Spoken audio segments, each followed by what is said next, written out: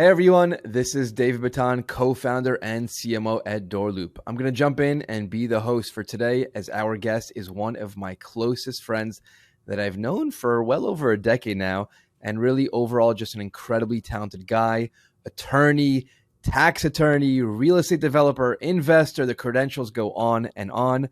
He is originally from South Africa, but raised in South Florida, and he received his finance degree from the University of Florida, then went to law school and received his LLM in taxation at the University of Miami, where I also went. Go Canes. He's also been surrounded by real estate his entire life, as his family has been investing and developing their own properties for over 30 years now. He got his start as in-house counsel for large real estate companies in South Florida and has a really interesting perspective on both the legal and investor side of real estate. So, Daniel, welcome again, and thank you for joining us. David, thank you so much for having me. It's wonderful to be here, and congrats on your new offices. It's a beautiful place, and wish only the best for all you guys. Thank you. Yes, for those that don't know, Daniel is here in our new headquarters in Miami. We got the whole studio set up now, the cameras, the mic, so it's taking this podcast and webinar setup to the next level. And for those tuning in by podcast and audio only, feel free to go to doorloop.com/podcasts or doorloop.com/webinars, and you can watch the video version of this anytime and see the slides that we're going through. So, Daniel, without further ado, I'll let you take it away. Please start off by explaining to everyone a little bit about yourself and what you do today. Sure. I am a attorney, a broker, and developer. I started off at Terra Nova in-house, which is pretty much retail, high street retail. From there, I went to Commodore Realty, where I was also legal and brokerage. And then from there, I went to Encore Capital Management, which is Art Falcone. Many people know Miami World Center. I was on some other projects around the state of Florida. Retail was a component of mixed-use developments, and we were doing ground-up construction and learned a ton, and then recently went out back to the fam and kind of in a new business role, adding value, creating new opportunities for us to explore. So without further ado, I'll dive into our real estate investment and development 101. Happy to share a little bit of knowledge with everybody. And let me just ask you, so it sounded like you started off in the legal side of things, Yes. And then you slowly ended up transitioning over to like the investor management side of things. Is that correct? Yes. Everybody, whenever you finish school, everybody wants to know, how do you get your start? And the truth is, it depends what doors are open. So I had a legal background, a legal role opened doors for me. And in those roles, I was really interested in the business aspects of what the company was doing that I was working for. Some people kind of tell you to keep being an attorney, stay on that route, but I kind of have an entrepreneurial spirit, and you can't really, it just comes out naturally, if that answers your question. Yeah, perfect. Awesome. All right, keep going. So today, I'll start off. Yeah, what are we talking about? What's the agenda? Yeah, agenda is basically in real estate development, what are the goals and the goals of today's discussion? So number one is to basically just add value. Whatever you do, you want to add value, and there's many, many ways to do that. Cost side, income side, branding. There's a entire variety of ways to do that. You want to always strive for the highest and best use in whatever you're doing. So if you have a piece of land, can you build a skyscraper or can you build, a shed? You got to know the difference, and you're trying to do what's best for the project in terms of return, and also in terms of adding value as a community player. Go ahead. Let me stop you and ask you a quick question there. So Sure. It's my understanding, I mean, I'm not as well versed as you are in this, that when you are looking at an investment and you do have options, so there's like all the different, core plus, value, this. So there's different, explain that to me again. Ask your question again. I'm So not basically, familiar with it's my those. understanding Yeah. that, when you're looking into investing in real estate or renovating, whatever you're doing, there are different ways you can make returns, starting from the lowest of risk to the highest of risk. Lowest of risk, Yes. just like take it over, rent it out. That's it. Highest of risk, there's no tenants. We need to renovate the whole thing and we're going to double the rent. Super high risk. So how do you Yes. decide what to do when you're looking at each investment property? It's actually a great question. And I think that it just really depends on the appetite of the investor. So if you're 30 years old or you're 80 years old or you're, depending what you're trying to promise your investors, it really just depends what your appetite is for. So if you're trying to hit a single, you'll go for a single. If you want to hit a home run, you can go for the home run. So if you have an old building, maybe you do nothing to it, you throw a tenant in there that'll be happy the way that it is. You might not make a lot, but there's not a lot of risk in terms of adding more, construction, throwing more money at it. Alternatively, you could, change. I saw a project recently where they took a hospital and changed it into, high-end hotel and residences. There's a lot of risk in that. So, it just depends what you're doing. And you can, with the same property, you could probably do 5 things. And it just depends how much capital you have. What's my budget? If it costs X amount of money, do I have that money? Don't have that money? Got to do something. Right. So if that answers your question. Got it. And by the way, I looked it up online real quick. So yeah, it was called core. And I asked you the question wrong before. Sorry. So core plus, value add, opportunistic. Core is like very easy, low risk. Opportunistic is super high return, but super high risk. That's what I was referring to. But I wanted to ask you another question. So, Sure. you also mentioned that you need to look at all the different ways you can utilize the property to achieve the highest returns and results. And now we're getting more into the finance side of things. So I know that this can get into like forecasts and crazy spreadsheets, and most people don't know how to do these things. So how do you do it if you're just starting off and you don't have a team of 10 financial advisors around you doing all this number crunching for you? So that's a great question. And the easy answer is the industry usually just uses Excel or Argus. So Argus is more for like institutional level. Excel is for your mom and pop, 80% of the world's population. And if you don't know how to use Excel that well for these forecasts, is there a way that you can learn it, or do you recommend just outsourcing it to someone else or hiring someone? Yeah, no, you could. So there's an institution called CCIM. They actually have 4 classes that you can take. I strongly recommend it. And they do a case study where they make you actually build an Excel spreadsheet. So that's the easiest way to do it. If you can't do that, if you just Google, financial modeling for real estate, that's an easy way to do it. And then Argus, if you're working with institutional investors, you can take an Argus class. And you can actually outsource to people in Argus. So you can pay somebody at Argus to just do it for you. Cool. Yeah. Awesome. All right. Thank you. Yeah. But at the end of the day, you want to be able to do it on a napkin. What's your return over cost? As long as it's above a certain amount, proceed. So okay, got it. So at the end of the day, when it boils down to it, it's really just like 2 or 3 different numbers and formulas. And if the numbers make sense that quickly on a napkin, you should probably dig in more into that deal. Yeah. You guys you do a lot of sales here. So like when you're pitching, even DoorLoop to somebody who's going to bring it on, they're looking at, okay, so what's my cost of investment? What's my return? And it's really the same thing in real estate. Got it. So understood. And to just go back, your highest and best use, right? So let's say the Bible is the primary source.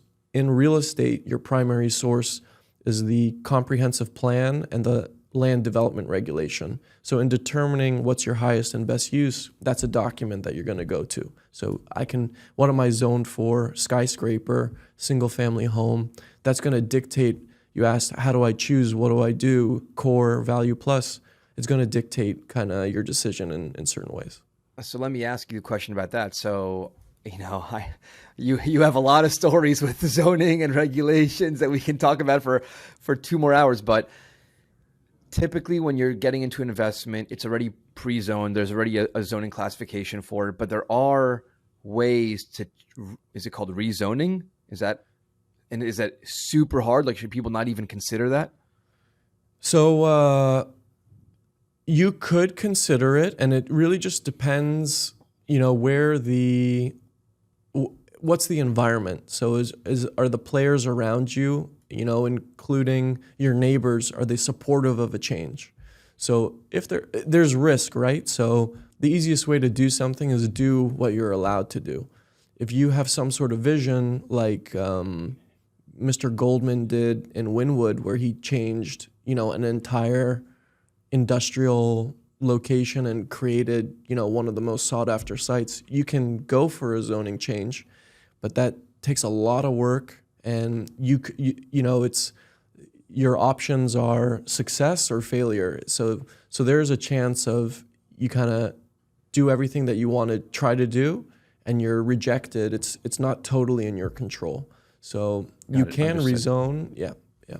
And I personally have had a project where I tried to do a gas station, and we thought that we listened to everybody's concerns and tried to do a really good job. They still didn't want it.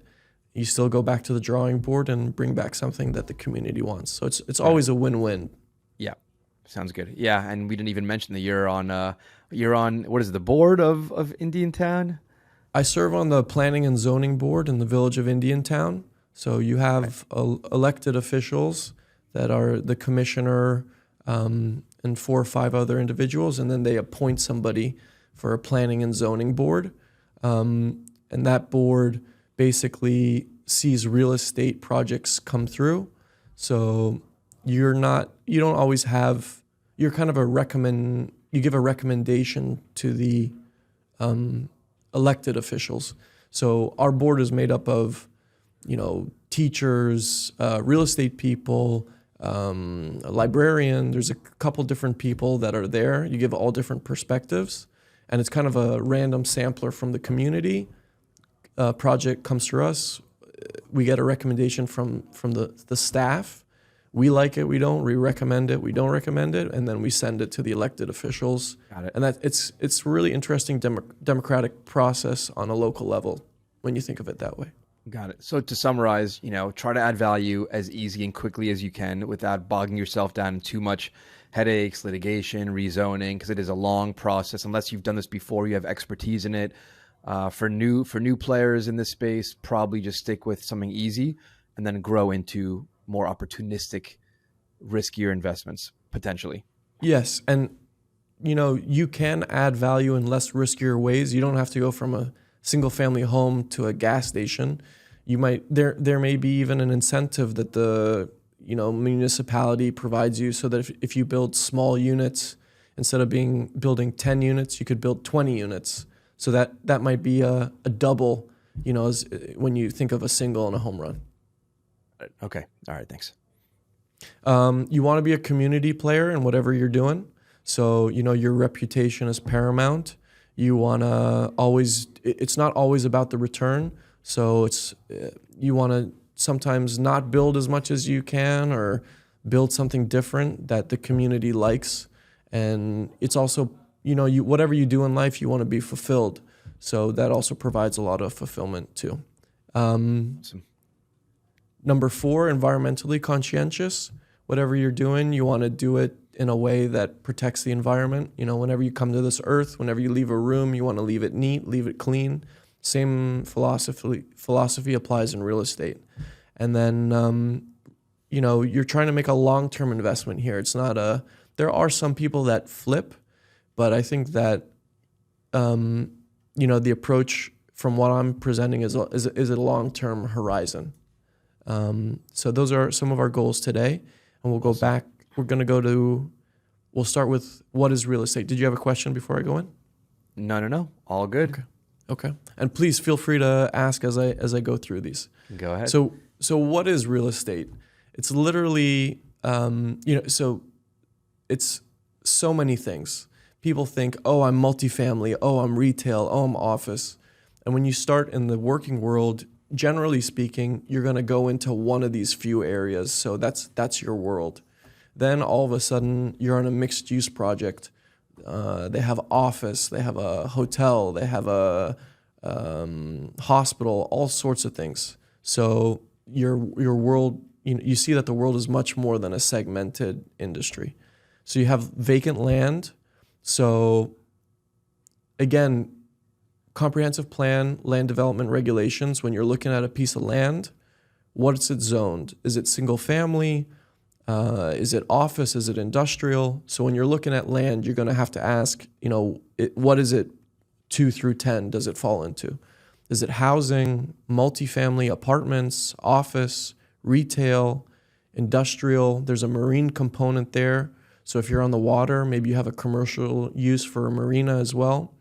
Medical, hospital, urgent care, veterinarian. There's all sorts of rules. You can do a veterinarian, but you can't keep animals there overnight as a boarding house. So there's all, specific rules there. So let me ask you, for someone just getting started, or if they only do multifamily right now, for example, is there, you've dabbled in a lot of these different property types. So is there one type of property that you recommend beginners should look into? Because certainly there are some that are much easier than others. And right now my mind is going straight to like houses, apartments, multifamily, residential, because that's what majority of people are doing in the beginning when they start. Yeah. So I think everybody lives in a house, everybody rents an apartment. So you have some sort of familiarity with that. So you would say that could apply to everybody. The next thing that you could look at is, well, what do you spend your time doing?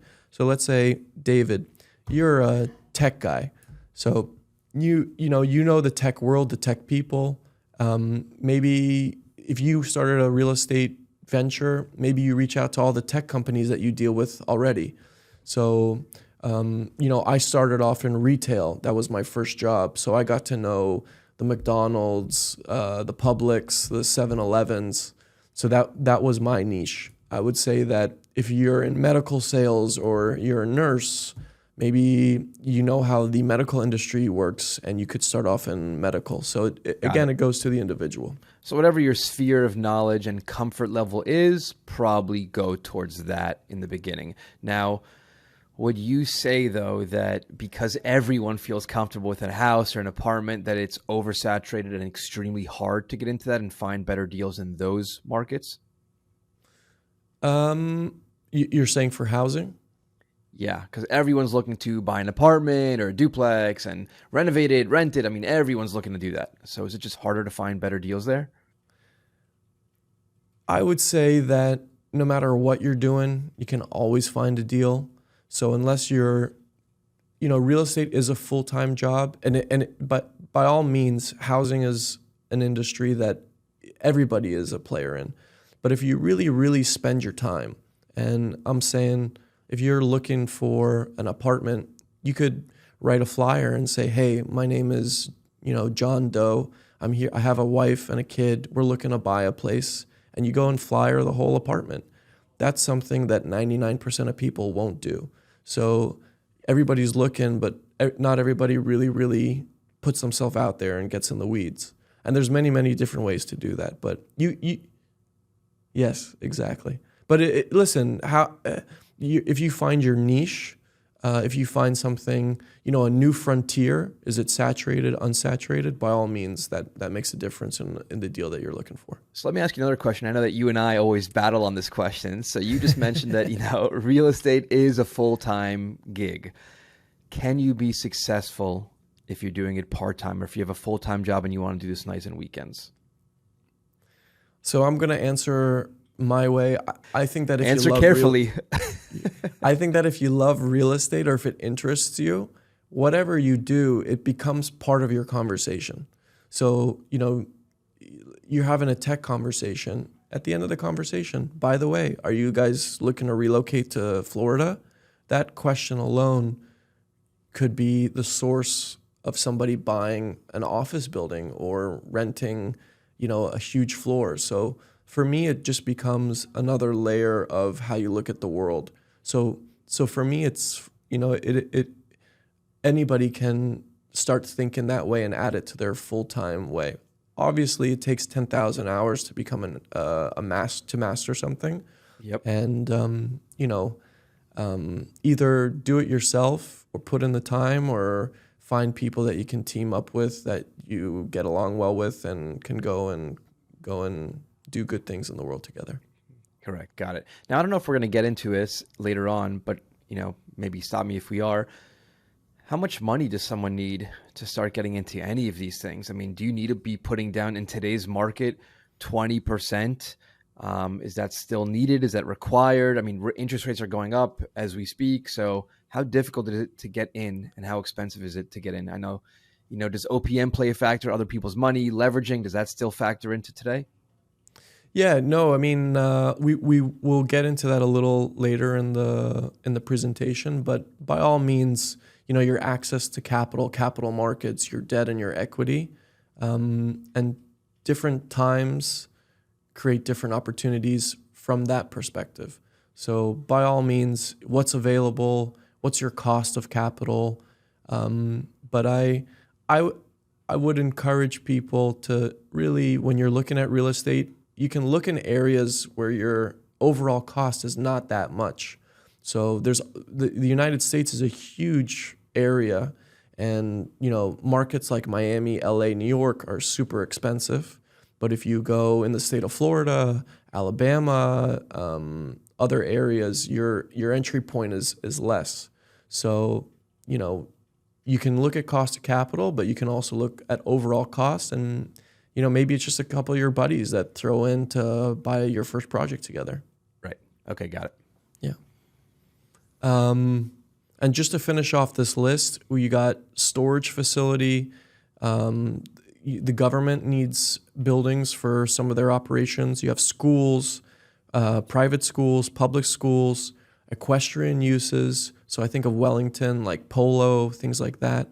Agricultural, right? So farming. There's each and then mixed use, which is a combination of all of these. So each one of these you'll fall into, and you'll see, what can I do? What am I limited? What are my incentives?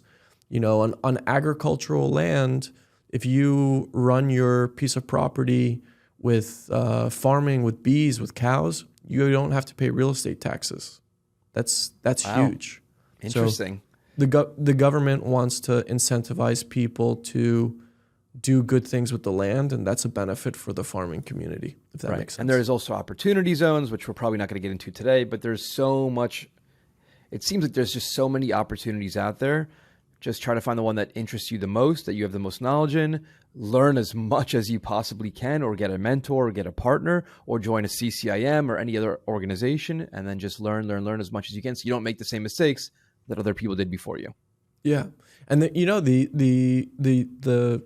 United States encourages business, and one of their, they have the tax code, and in that tax code, they're saying, if you do this, we'll give you an incentive. So the easiest one to think about is a 1031.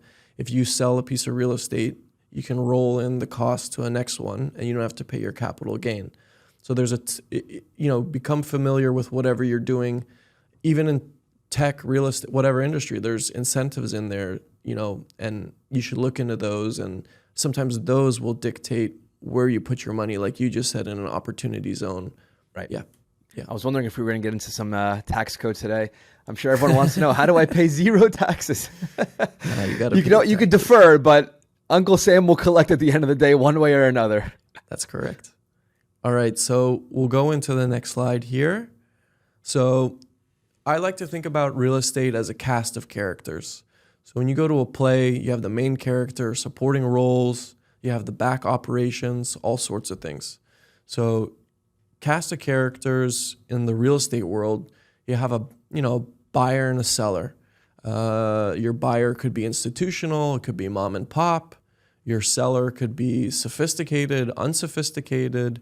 And there's usually a transaction where somebody's either buying and selling. And you could also have landlord-tenant, where there's no sale and a lease is put in place to govern the relationship over a period of time.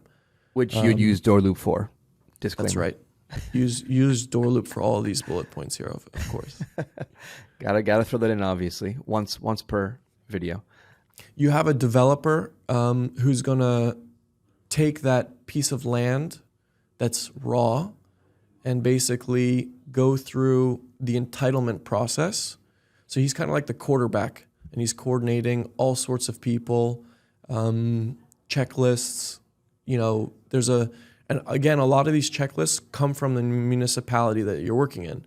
So if you're doing a project in Miami versus doing a project in Atlanta, it's a different municipality. They have different rules, and you have to satisfy different rules in both. Generally speaking, they're going to be relatively similar. So when you go through the entitlement process, again, that's taking a raw piece of land to getting it approved with a site plan to construct whatever it is that you're trying to build. In there, you have a surveyor.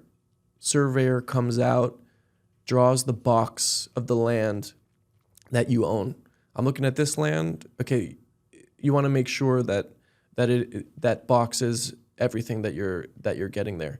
You run a title report, so you hire an attorney or a title company that they basically run a report that says, this piece of land has an issue like an easement, right? So you're buying the land that the surveyor shows you, but the title company will say, well, guess what? Right through the middle, there's a utility line that you can't build on. So maybe that land isn't worth as much as you thought it would be. Or there's something there that maybe makes your land worth more than you thought it would be. A pot of gold underground. Yeah, exactly. You're going to run a geotechnical report. Geotechnical report is, what's the soil like in the earth? So that dictates what you can build below the ground, which your civil engineer, who's going to be in charge of drawing the plans for everything underneath, that report's really important for the work that he's going to do. You're going to do an environmental analysis. So is there any wetlands? Is there any gopher tortoises? Is there any issues there that you need to handle? You're going to get a site planner who sometimes is like the quarterback of the entitlement phase, who's going to say, okay, on this piece of land, you can build this footprint, or you can build these apartments. So he literally just takes a piece of paper, draws a square within the land that's also a square, and he sends that document to the architect and the civil engineer. Architect takes that document and builds everything above ground in plans. Civil engineer takes that document from the site planner and makes the plans for everything below the ground. Civil engineer below the ground, what's that? Sewage, water, utilities, electrical, bringing all those to the site. Architect, what's he doing? Elevations, what's it look like? What's the floor plan inside? Signage, if you have a monument or pylon. And then you get landscaper to put your trees. You get a traffic analysis to see, okay, I'm going to build this building. How's it going to impact the roads? So that's huge. Maybe you need to build a traffic signal after you build everything that you're going to build. So you gotta watch that. There's your. Well, let me stop you there and just ask you a question. So, sure. This is a lot of information for someone looking I doubt anyone's going to be able to just develop their own property by themselves on their first time, on their first go. So, there's so many things you're talking about here. Yes. And to me, it's like, wow, how would I ever know this stuff? So if someone did want to start developing their own property, I doubt there's zero chance they could do this themselves. So what would they do? Would they partner with someone, work for a company that does it? How did you learn how to do all this? Yeah, so your site planner is kind of the quarterback within this phase. So the most important character to pick first is your site planner. Okay. So he's everything that I just kind of alluded to. That guy will have 1,000 of these projects going on. He'll know an architect. He'll know a civil. He'll know a surveyor. So you can use his expertise to guide you through this process. and he can kind of manage all these components, and you really just have to have a good relationship with him and get updates from him. So Or her. I know, correct. So let me ask you. So it sounds like the site planner is sort of like a GC. Like when I was renovating my house, the GC was make or break. If I had a bad GC, which I did, Yes. it ruined everything. So your site planner is that important, basically. Yes, and you'll see the next bullet point is construction. So the GC is the quarterback of construction. In getting a stamp of approval from your municipality, the site planner is the quarterback of that, which is called entitlements, if that makes sense. Okay, understood. So it is possible to do your own land up development project as long as you have a really good site planner and are willing to spend a lot of time learning. But now that we're getting into development, this doesn't seem like it could be your part-time job anymore. If you're going all into this, you probably need to be full-time into this at least 8 hours a day. Is that right? You know, it's not all day every 365 days a year. There will be a time in the year where, you know, your project is coming up and you need to really focus on that. But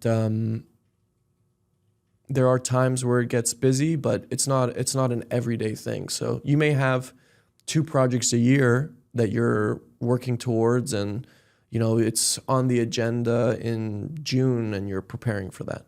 And before June, you have lots of meetings, you go back and forth, you're meeting with all these people. So but yes, you should, on your first time, you should definitely work with a good site planner and then try to learn everything that he knows.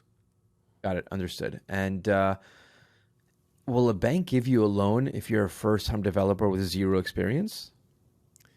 So I would say it all depends what you're trying to do. I mean, if you have a really good piece of land and you have 0 experience, but you bring in a site planner that maybe the bank has worked with before, or a GC that has a relationship with your financing group, I would say absolutely. Is your first one going to be harder than the second or third? Yes, the first will be the most difficult.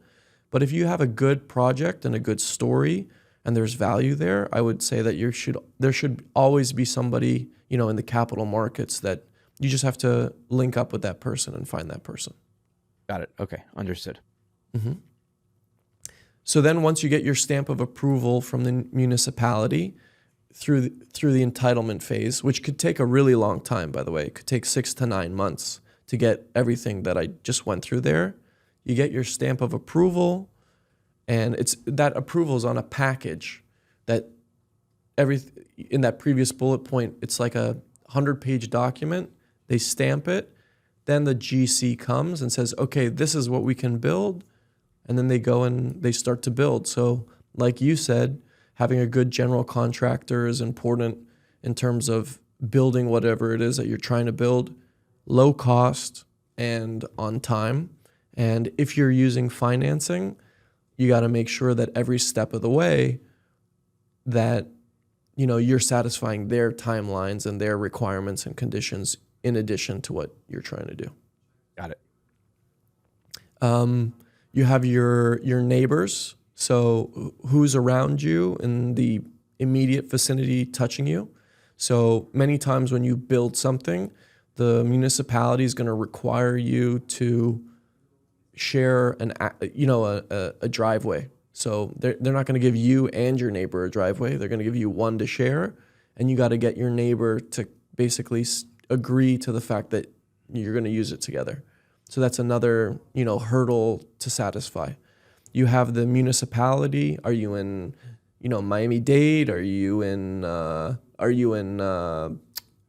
Hard Rock Casino and you're under a different set of rules? It just depends who it is you're working with. And then who are your tenants? Are you residential or commercial? Residential, you're dealing with families, single, elderly. You have to comply with the ADA in both residential and commercial. Commercial, you have retail, office. Is it a law firm? Is it a burger chain? So those are your cast of characters, and there's a story with, you know, in each, but that gives a bit of an intro. You want to have? It sounds like there's a lot of players involved and a lot of potential hurdles, roadblocks, issues you're going to encounter along the way. the most important part is have a positive outlook, learn as much as you can, try to partner or get a mentor to help you through the process, a good site planner, and just be persistent, until the very end. That's what it sounds like. And if anyone's interested in this, every municipality will have public meetings that anybody can go and attend. So if you go to a meeting, there will be a project for, a veterinarian clinic, and they put together this package and they share it with everybody. So you can easily learn the process if you're willing to spend the time. Other industries don't have that, public notice requirement. So it's nice for people that are trying to get into the industry to quickly learn the characters, learn the process. And is this public information online, like who's coming up, what meetings are coming up? Yeah. So for instance, in Miami-Dade, if you go to, I'm not as familiar with it here locally, but they'll post, our next meeting is on June 1st. On the agenda is a hospital, a school, an apartment complex, and the package will be there. You'll see who the site planner is, who the architect is, who the GC is. And, there's lots of ways to meet all those players, basically. Super cool. I love that. That's a great tip. Love that. Moving into the next slide. So this is basically a sample from a project that we did, and it's called Casabea. So this is a. Go ahead. Did you want to ask a question? I was going to say, explain to people just listening in what is up on the screen right now. Sure. What are we looking at? This is basically a snapshot of an Excel spreadsheet. In the beginning, we said, when you're doing your financial analysis, you're doing Excel or Argus. So for the small people like myself, you use Excel a lot.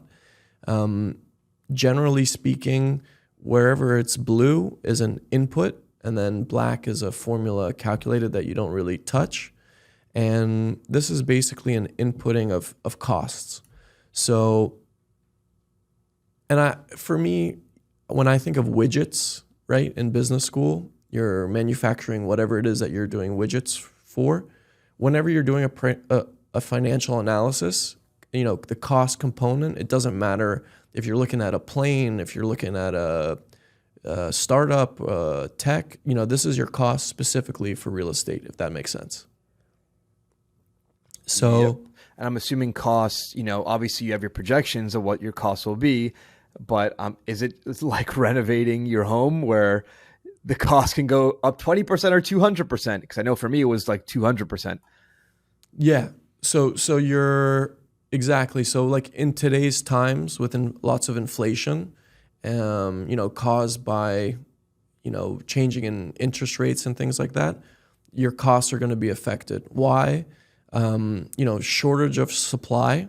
So you're if they're bringing in cabinets from Europe, it's more expensive to build them, ship them, and then that gets, it comes here and your costs are going to be more expensive. Your labor is more expensive, and people are not as available. Yeah. So when there's a lot of demand for housing, which there is now, everybody's super, super busy. I saw a statistic that said that, South Florida, Miami has 24,000 apartments in the pipeline at the moment. Wow. So go try and hire somebody who's doing a ton of work, at the moment. So yeah, I tried hiring a roofer recently. I need a new roof according to my insurance company. And I contacted 8 companies. 2 got back to me, I think. And out of those 2, they said, oh, yeah, we can get you tiles in 6 months from now. That's the backlog time. So it's crazy. Yeah. And you can't get it any sooner. Yeah. Unbelievable. And that guy's busy building those 24,000 apartments. And, you got to find a GC who has a relationship. Maybe the GC is doing 100 apartments, and then he can get you one of his roofers to do a side job on the weekend or something like that. So that's kind of how it works in practice. But you're not hiring these people individually. You're hiring the site planner and the GC, or is the site planner hiring the GC for you? That's a good question. Usually you have a contract with your site planner for the entitlements, and you have a contract with the GC for construction. Now, as you get a little bit more knowledgeable, any of the subcontractors or sub entitlement individuals, you can do yourself. Why? Because the site planner or the GC is going to charge you a management fee. So you're going to reduce your cost, number one. And number two, he's only going to do it in 6 months, whereas you could do it in a day. So time is money. And if you if I can go quickly, we need pavers for our driveway. I can't get it. I have a guy in my network that I can quickly bring. Yeah, I think people forget, at least I forgot when renovating, is that time is money. You have the opportunity cost. You have that property sitting there. You need to pay taxes. There's so many fees adding up. Yeah, time is money. The faster you get it done, I would have been willing to pay double to renovate my house or do this project, for example, if it was done in half the time, for example. So time is money. Yeah. And if you have a loan or you're using the capital markets, you literally are paying somebody, every year 4%, 5%. So not only is time is money, but if you're not doing anything with the money and time goes by, exactly, you're literally losing. Yep, that money could have been invested somewhere else. Yes. So, these are the costs, and you generally want to keep them low. So I'm just going to quickly run through them. So to me, there's a couple buckets here. There's a land cost, and again, if you're buying a home or you're building 200 apartments, there are similarities in how you think of it. So it's applicable for everybody. So your land cost, your hard costs, your soft costs, and then, other costs like your loan costs and things like that. So in your land cost, how much did you buy the project for, the property for? So you want to be as low as possible. You want to be able to do, what can you do on that property? You want to get, your value is in the buying a lot of the time. Hard costs, so if you think back to the cast of characters, your GC is in there. And what the architect designs above and the civil designs below, that's hard cost. So the building blocks that you build to build apartments and the utilities that you put into the earth, like your water or your sewer, whatever cost that is, goes into the hard cost bucket. Your soft costs is generally for the entitlement phase. It's your architect, your engineer, things of that nature. And then if you're financing the project, that's going to be an additional cost during that time. And then you'll get a total budget number, basically. So that number, you want to build the nicest project that you can for a relatively affordable price. And there's value engineering in there. So whatever you're doing, you're going to work with your site planner or work with your GC. Whatever costs you're going to spend, you're going to lower them. Or if you have to spend it, get the cabinets that are nicer than the regular cabinets, if that makes sense. And how much extra leeway are you giving yourself here? 20? Are you overestimating by 20%? It's a good question. I mean, people usually, a GC will usually give you a 5%, give or take. Margin of error. Yeah. Yes. What is nice as the developer role is that you can hold people accountable for a price that they give you. Now, if you do that, somebody will say, hey, I'm the GC. He's asking for a definite price. I'm going to give myself a buffer, so your definite price is a little bit higher. Right. So it just, there's pros and cons in doing it that way. So basically, the GC generally quotes you $30,000 for windows, and it ends up being $40,000, but that was the price you agreed on in the contract. He has to eat the cost, and hopefully he'll make it up somewhere else. If you set it up that way, but in reality, the GC will be like, hey, listen, I can't get them for that price. So then you decide to yourself, well, I have this building, it doesn't have any windows. For $10,000 more, he's generally a good guy. So it just depends how you operate and, are you just thinking about the windows or is there more at play? Yeah, you see, my issue with that is that the GC won't come back to you and say, hey, I quoted you $40,000 for windows, but it ended up being $20,000. Let me give you $20,000 back. They don't do that. So it doesn't work both ways, unfortunately.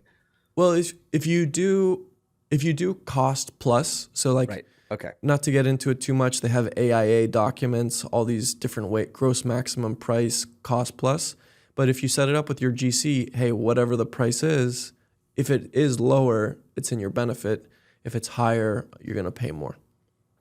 Right. And a lot of GCs also do like whatever the cost is, maybe that's what cost plus is, I'll charge you 20% on top of that. Correct. Right. Okay. Correct. Okay. Sounds good. And so for those that are listening, if you want, they have Daniel provided us with a really nice spreadsheet, very simple actually, that you can go and just copy. Yeah, it's a nice starting point for whenever you're looking at, what does it cost to build? And this is for apartments specifically. In retail, you might have different subcategories, and your cost per square foot in each category is going to be a little bit different. But it's a nice starting point. Got it. I know we have about 5-10 minutes left, so we have a lot more to cover. I think that the most exciting piece for me is the next one: income, rent roll, making money now. Now's the fun part. Yes. So again, this is for apartments, and you want to maximize your income. So generally speaking, on a per square foot basis, a studio makes more money. So a 3-bedroom will make less. So if a 3-bedroom gives, 3,000 and a studio is 1,800, your return is going to be higher on a studio. That's just how it works. But you have to look at the demand of what people want. Do they want a studio? Do they want a 1-bedroom? Do they want a 2-bedroom? And when you're designing whatever it is that you're doing, you want to think about what do people want and your return, and find something that thinks about both and comes to some sort of common ground. Got it. Understood. And then I think on the next one, you have something about triple net and CAM, if you can get into that real quick. Yeah, so this slide going back was for apartments. Basically, you just have a rent that somebody pays you, and that's it. That's how it's done in apartments. It's like we all rent. Your rent's $1,200 a month. You pay $1,200 a month. In retail, your rent is bifurcated. So there's a base rent and a CAM. So your base rent is $1,200 a month, but industry standard in retail for gross income. So your maintenance, insurance, and taxes get paid by the tenant. So when you're looking at the two, that's obviously a nicer thing. Yep. In apartments, out of your $1,200, I have to go and pay for the maintenance, taxes, and insurance. Yep. Here, the tenant's going to pay a little bit extra. So, and CAM stands for common area maintenance, correct? Correct. And it's really operating expenses. Operating expenses is taxes, insurance, and CAM, common area maintenance expenses, if that makes sense. Yep. And yeah. But if you're renting an apartment, it's not uncommon for the landlord to charge you for your electricity usage. Yes. So that's and water inside your premises.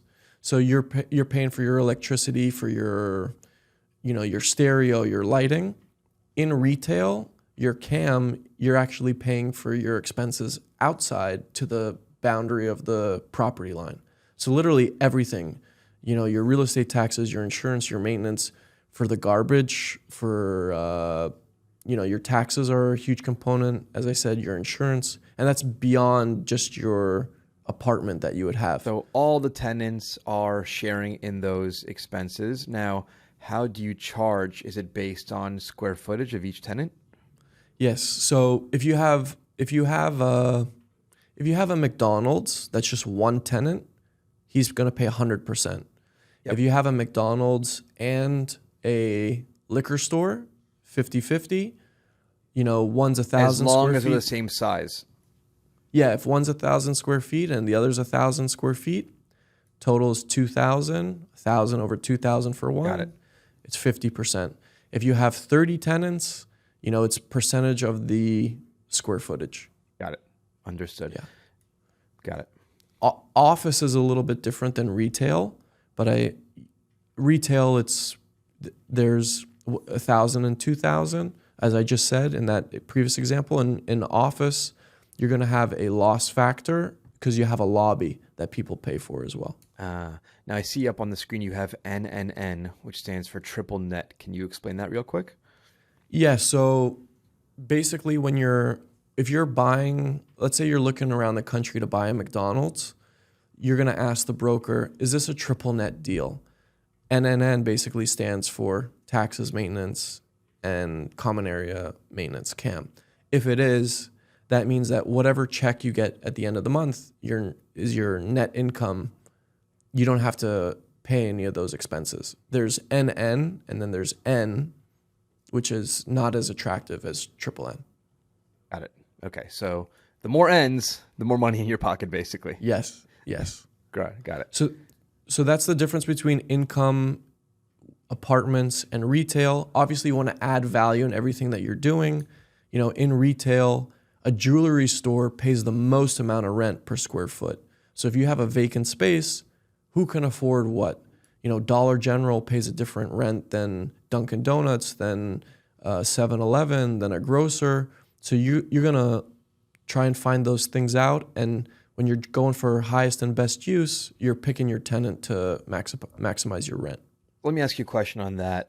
So when picking your tenant, there's a lot of factors that come into play. The ones that I'm thinking about now, like you said, McDonald's versus a different, liquor store. A McDonald's might have half the price per square foot, but they're also an anchor tenant that's going to bring in a lot of business to the entire shopping center if it's like a retail shopping center. So you take that into account. And also they might be willing to sign a 30-year lease versus the liquor store, which is only 5 years. And they're going to pay for their TIs. So are you factoring in all of this into the equation?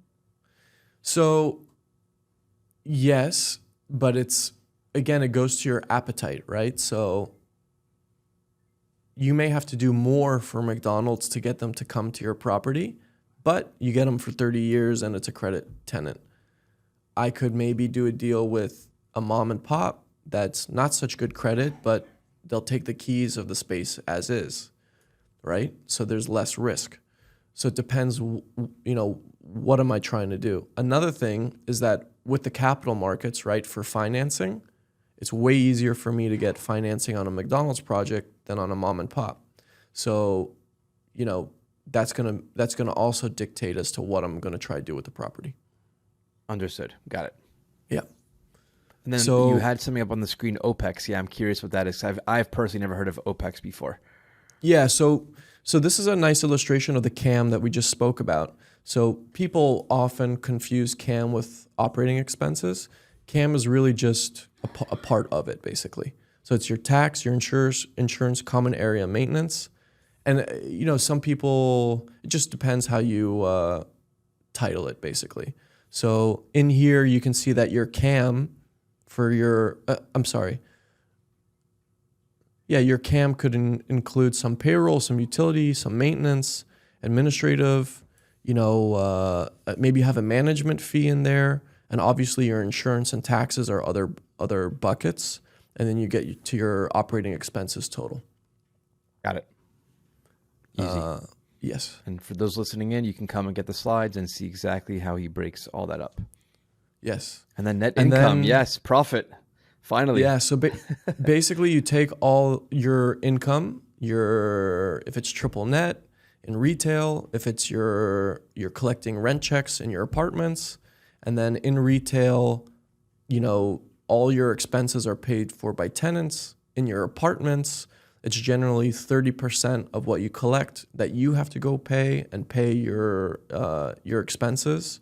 And then you get to that bottom number. So that's kind of where you're headed on the income side.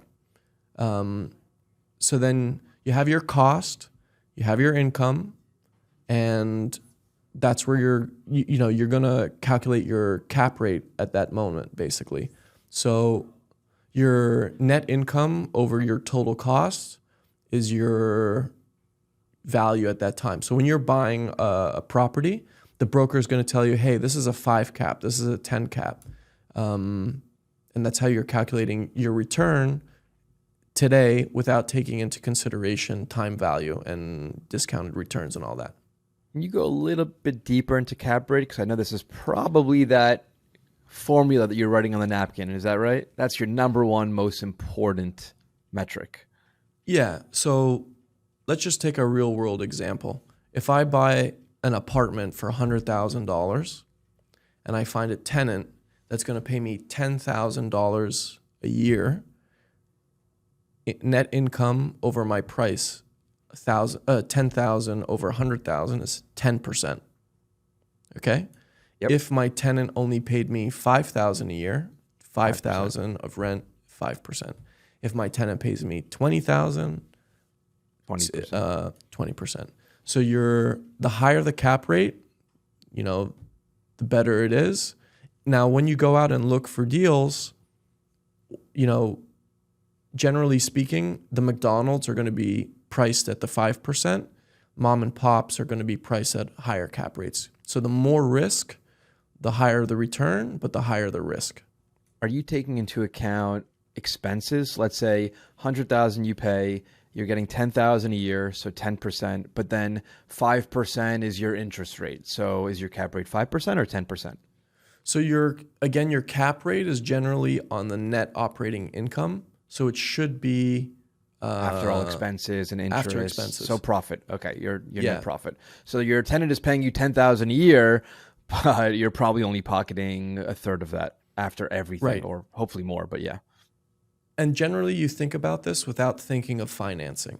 So if it makes sense on a napkin at this level, you can make it look way better by adding a financing layer on top of it. So if you're buying at a 5 cap, right? And then you go to your bank and say, hey, can I put debt on this? Maybe your return's going to go up to 9% because you're leveraging with your 20% and the bank's 80%. So that's where it gets exciting, doubling your return. And obviously I'm assuming that the financials have to work for everyone renting in that apartment, in that building, or wherever you're renting. Otherwise, rents will start going up. So interest rates are rising. Obviously, caps are going down. So everyone has to raise rent to adjust accordingly. Is that right? Yes. So sort of. Yeah, no, you have to be careful at what moment in time in a political environment and an inflation environment are you buying at when prices are high. So over the last year or two, prices have doubled. So if you're in this formula, if your net operating income, right, over your price. So if you bought something for, you have to be careful as prices change, your return basically will be better off or worse as time goes on if there's a change in interest rates or if rents change. So that's a risk, and that's why this cap rate is really just at a moment in time when you're a snapshot, if that makes sense. Got it. Okay. We got about 4 minutes left to wrap up. So let's see what we can fly through here. I know you got some cash flow slides. We can keep talking for hours, it looks like. So let's see. Let's choose the most important topics and go from there. I would say that, in this analysis, I'm just going to say you're basically trying to calculate an internal rate of return. So that's IRR. Yes. So the cap rate is at today's moment, and IRR is looking, for the 7-year horizon. My income is changing. It's going up, hopefully. My expenses are constant or maybe going down. What's my return today? This is going to take into consideration debt and equity and maybe private equity too. So if you go to the example on the next slide, and I'm going to try and run through this. Would you like me to try to run through this or not enough time? Yeah, sure. I mean, it's very important. So yes, definitely, and explain IRR as well. The differences between cap rate a little bit deeper. Okay, so cap rate is. And if I can just pause you for a second, what is private equity? Okay, so private equity. Okay, so if you place debt on a project, if your apartment, you're going to make 5% with 5,000 a year on 100,000 investment. If I go and I get a loan for my apartment, my return's going to go up because I'm leveraging my money. Correct. It's going to go to like, let's say 8 or 9%. So that means that I'm going to use 20% of my money, 80% of the bank's money, and I'm going to get a higher return. It just is. You could do the math behind it. Yep. Many people will go then, and the $20 that they're going to put in the project for the equity component, they're going to go to their friends and family, raise money from their friends and family. And let's say that they're only going to put in $2, raise $18 from everybody else. And then on the first 8% of a return, it goes to your friends and family. After that, you get 25%. So by only putting in $2, or 2%, you have the ability to earn 25% above 8%. For putting the deal together. And that is what is called a promote. Is that right? Correct. So we just went from unlevered 5% to putting debt. You're going to go to 8%. If you're the GP and you're using private equity, you could be making 30%.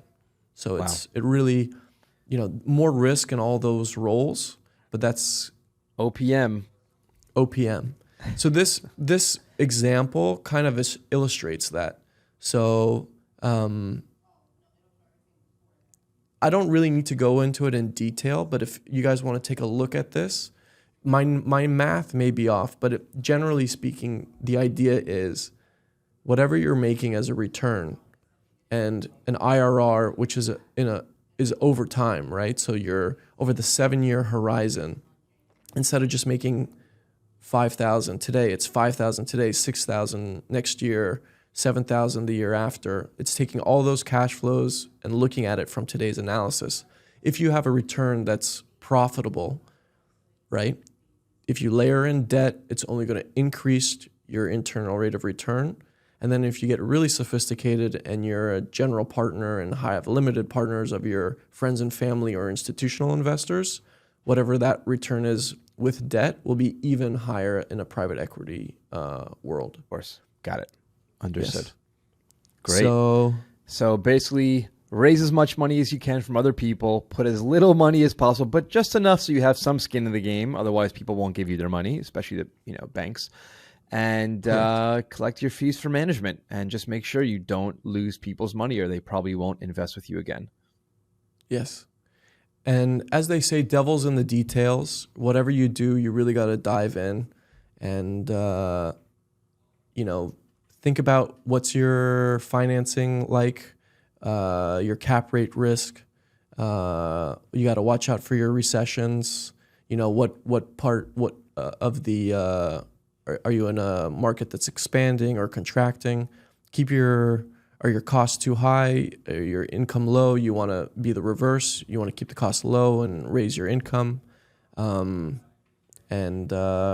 raise your debt, raise your equity, find good deals, be friends with your neighbors, be a good community player, and make sure you have a good track record.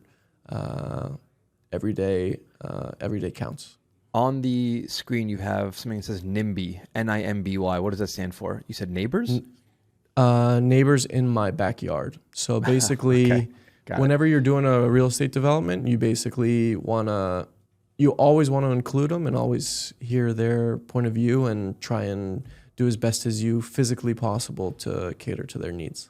And I'll just add one thing. So on the last slide, we were talking about, raising money, kind of now starting fund or syndication, private equity, raising money from other people. So if you want to learn more about that, we have another podcast that we already recorded with Irving Weisselberger, and it talks only about that, how to start your own fund and raise money and go from there.